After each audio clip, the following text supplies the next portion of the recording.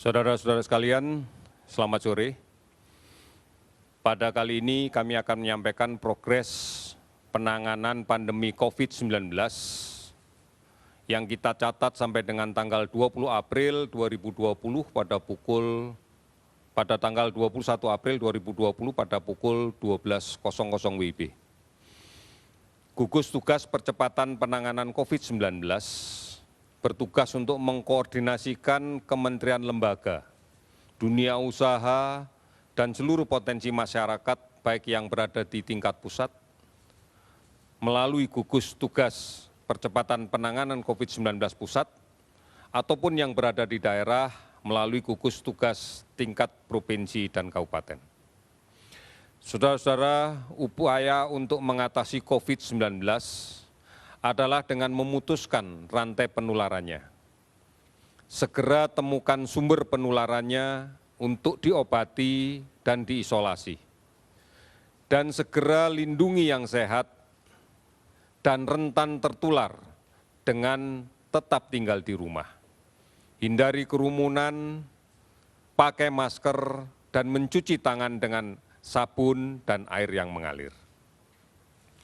Langkah-langkah yang bisa kita lakukan untuk menemukan sumber penularan ada beberapa cara. Yang pertama, dengan melakukan pantauan pada setiap orang yang memiliki riwayat bepergian dari daerah epicenter, baik di luar negeri maupun yang berada di dalam negeri. Kami menghimbau agar mereka yang berasal dari daerah-daerah epicenter tersebut menyadari diri. Meskipun tidak ada keluhan sakit apapun, atau keluhan sakit batuk, atau keluhan demam yang ringan. Karena semuanya memiliki potensi untuk membawa virus ini. Oleh karena itu, hendaklah saudara-saudara melakukan isolasi diri selama 14 hari dengan tetap di rumah, gunakan masker dan jaga jarak. Kemudian yang kedua, dengan melakukan penelusuran kontak dari pasien COVID-19 yang sudah terkonfirmasi positif dan dirawat di rumah sakit atau melaksanakan isolasi mandiri. Langkah keberhasilan upaya ini akan sangat tergantung pada peran serta masyarakat. Kerjasama semua perangkat, mulai RT, RW, desa, puskesmas, dinas kesehatan yang sudah barang tentu akan dibantu oleh seluruh aparat pemerintahan setempat. Pemerintah telah mengeluarkan berbagai kebijakan terkait dengan stimulus ekonomi yang tepat sasaran dan fokus pada pemutusan rantai COVID-19. Menyiagakan desa, kelurahan nagari untuk menjadi benteng pertahanan COVID-19 yang mandiri dan efektif dengan berbasis pada kekuatan masyarakatnya sendiri. Langkah-langkah pencegahan penularan COVID-19 dilakukan dengan beberapa cara. Yang pertama, tetap tinggal di rumah. Kita tidak pernah tahu siapa orang yang di luar rumah yang membawa virus. Banyak orang tanpa gangguan yang tidak bisa kita bedakan dengan mata biasa. Oleh karena itu, gunakan masker jika terpaksa keluar rumah dan batasi waktu di luar rumah. Hindari kerumunan orang. Jangan naik kendaraan umum yang penuh sesak. Jika akan membeli makanan, lebih baik beli dan makanlah di rumah. Usahakan membeli dengan jasa pengantaran. Apabila sudah selesai, segera pulang. Lepas masker, cuci tangan dengan sabun dan air yang mengalir, serta ganti dengan masker yang baru. Berikutnya, lindungi kelompok yang rentan.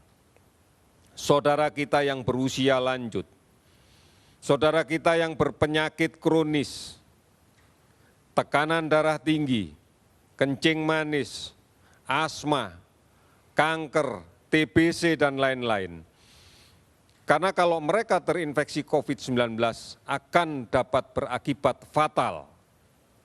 Oleh karena itu, saudara-saudara sekalian, kami berharap untuk terus-menerus mengikuti informasi yang benar tentang COVID-19. Telah banyak informasi yang kita siapkan, baik di portal covid19.go.id, hotline 119, WhatsApp COVID-19, Hello Kemkes, aplikasi online dan layanan telemedicine yang lain, serta siaran yang terus-menerus dilaksanakan oleh TVRI dan RRI yang disebarluaskan oleh televisi dan radio swasta lainnya. Mari kita ikuti informasi yang benar.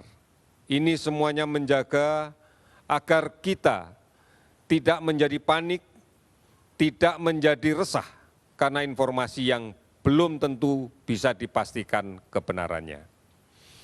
Saudara-saudara, data yang kita himpun sampai dengan tanggal 21 April 2020 pukul 12.00 sebagai berikut.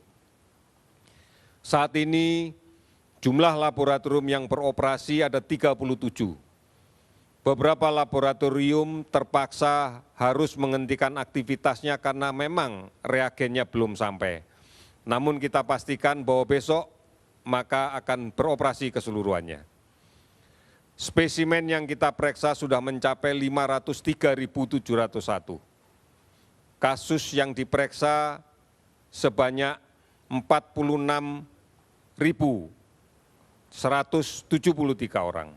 Hasil positif sebanyak 7.135. Hasil negatif 39.038 orang. Dari pemeriksaan ini, kalau kita hitung berdasarkan jumlah pasien, maka akumulasi data pasien yang kami himpun dari seluruh dinas kesehatan provinsi kita dapatkan 186.330 orang dalam status orang dalam pemantauan. Data ini adalah akumulatif dan sebagian sudah selesai dipantau. Pasien dalam pengawasan sebanyak 16.763, ini adalah data akumulatif yang kami kumpulkan dari Dinas Kesehatan seluruh Indonesia. Angka inilah yang kemudian akan kita jadikan prioritas untuk pengecekan laboratorium. Konfirmasi positif yang kita dapatkan sebanyak 7.135 orang. Kasus sembuh 842 orang, kasus meninggal 616 orang. Seluruh provinsi telah terdampak. Kabupaten kota yang terdampak meningkat menjadi 257 kabupaten kota. Jika kita perhatikan sebaran pasien sembuh, di DKI sudah ada 286 orang dinyatakan sembuh, tentunya dengan kriteria klinis, membaik, tidak ada keluhan, serta pemeriksaan laboratorium sudah dinyatakan 2 kali pemeriksaan negatif. Jawa Timur 100 orang, Sulawesi Selatan 73 orang, Jawa Barat 75 orang, Jawa Tengah 51 orang. Apabila ditotal dengan keseluruhan provinsi yang lain, maka jumlah sembuh adalah 842 orang. Rincian yang kita dapatkan adalah sebagai berikut. Pada hari ini kita dapatkan 375 kasus konfirmasi baru, sehingga total menjadi 7.135 orang. Kasus sembuh bertambah 95 orang, sehingga total menjadi 842 orang. Kasus meninggal bertambah 26 orang, sehingga jumlahnya menjadi 616 orang. Saudara-saudara, mari kita berpartisipasi secara aktif dalam penanganan COVID-19 ini melalui cara memutuskan penularan COVID-19 ini. Pastikan kita, keluarga kita tidak tertular. Dan kita pastikan saudara-saudara kita yang kemungkinan tertular tidak menulari ke orang lain. Tetap tinggal di rumah, ini adalah jawaban. Mari kita sebarluaskan dan kita laksanakan penggunaan masker. Maskerku melindungi kamu, maskermu melindungi aku. Hargai dan bantu upaya-upaya mereka yang melakukan isolasi mandiri. Jangan didiskriminasikan pasien COVID-19 yang sudah sembuh. Keberhasilan membendung penularan COVID-19 akan sangat mempengaruhi beban perawatan di rumah sakit. Karena semakin banyak pasien yang dirawat di rumah sakit, maka beban ini akan semakin berat. Beban kita untuk menurunkan jumlah yang sakit semakin berat. Dan beban kita untuk mengurangi yang meninggal karena COVID-19 akan semakin berat. Oleh karena itu, marilah kita bergotong royong dan bersatu melawan COVID. Dari pusat sampai ke daerah, sampai ke desa, sampai ke RT, sampai ke RT, sampai ke keluarga. Tetap berada di rumah, produktif di rumah. Waspadai ancaman demam berdarah. Pada periode ini adalah bulan-bulan yang secara klasik pada masa-masa pancaroba terjadi peningkatan kasus demam berdarah. Apabila ini kemudian terjadi bersamaan dengan infeksi COVID, maka angka kesakitan akan semakin meningkat. Dan akan terlihat kecenderungan penderita COVID yang meninggal adalah pada usia yang masih muda. Oleh karena itu waspadai demam berdarah. Lakukan pemberantasan sarang nyamuk di rumah kita bersama keluarga kita. Untuk menguras dan membersihkan tempat penampungan air. Menutup tempat penampungan air. Menyingkirkan atau mendaur ulang barang bekas yang dapat menjadi tampungan air. Saudara-saudara, bentuk kerjasama inilah yang dibutuhkan. Bentuk saling tenggang rasa inilah yang diperlukan. Mari kita menjadi teladan untuk menyelamatkan keluarga kita.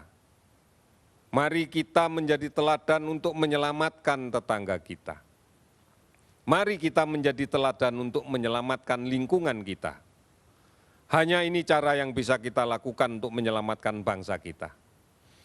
Oleh karena itu, kami yakin bangsa kita yang memiliki jiwa gotong royong, yang memiliki jiwa tenggang rasa, pasti akan mampu melalui cobaan ini. Dan sejarah sudah membuktikan itu. Oleh karena itu, yakinlah kita pasti bisa. Dan kita akan mampu melewati semua ancaman ini dengan semangat gotong royong dan bersatu. Sekian, terima kasih, selamat sore.